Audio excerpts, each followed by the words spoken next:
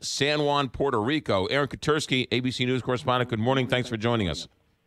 McGraw, good morning from this battered island where people may not even know what's going on in Las Vegas because communications are scarce, power is out, and the cell phone network is barely functioning, and there's still a good amount of desperation and damage yet to assess.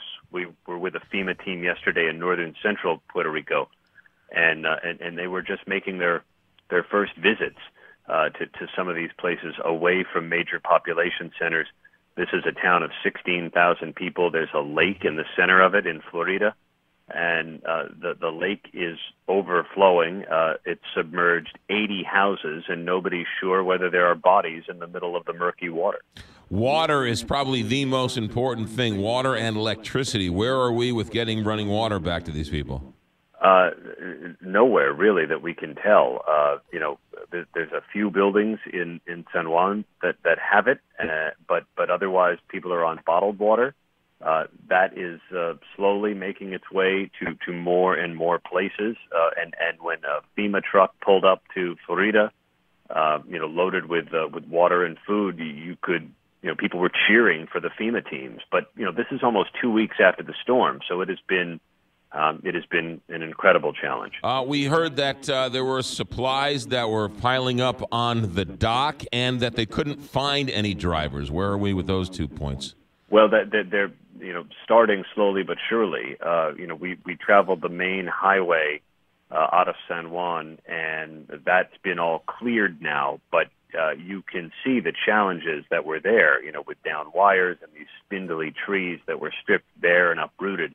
And we saw some trucks on the road, but not a lot. But they're trying to get the aid where it is. The interesting thing about FEMA is they don't just necessarily come in and distribute it themselves. They really want to work with local officials, and the problem has been communicating with those local officials. This one FEMA team we were with, McGraw, their one mission was to find the mayor of this town and bring him a satellite phone, because otherwise he had to abandon his people, drive all the way an hour and a half here to San Juan just to sound the alarm about the state of his town, and so it's really, really primitive. Yeah, people don't realize communication is probably almost as important as running water.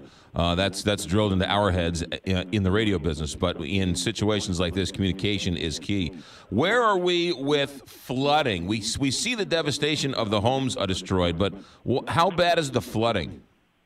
Well, I mean, like I say, I was in this one town where this lake overflowed. Don't forget, there's mountainous areas here and water that has just run downhill. So in some of these places, you have entire towns that are effectively catch basins for places above it. And that was the case in this one place where I was yesterday. And the FEMA team is trying to figure out, okay, where are the drains? Why are they clogged? Why isn't this going to drain? And when it does, where's the water going to go? And then they're going to try and get the Army Corps of Engineers to help the water recede so they can figure out if there's any bodies there. I mean, and that's stunning 12 days later. Yeah. So, but by and large, here in San Juan, say there's no flooding anymore. But this was 1 mile per hour away from a Category 5, so the wind damage is tornado-like. Aaron, how are you calling us? Are you on a satellite phone?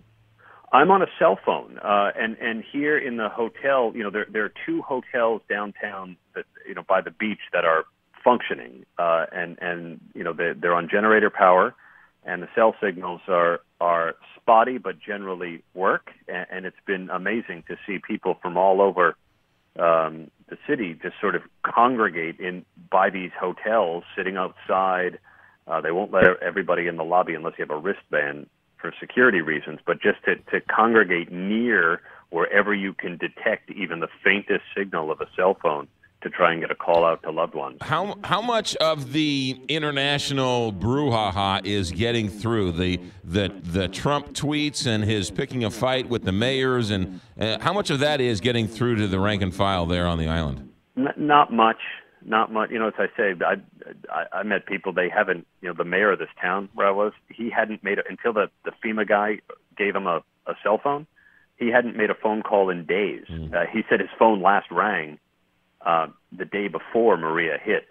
So there's certainly no tweeting, and I don't know that they're fully up to speed on the politics. But I don't think people necessarily care. And I have to say, it seemed wrong. The notion that people are just waiting around for FEMA to have it done for them. FEMA hasn't been to a lot of places here, and so people are trying to help themselves.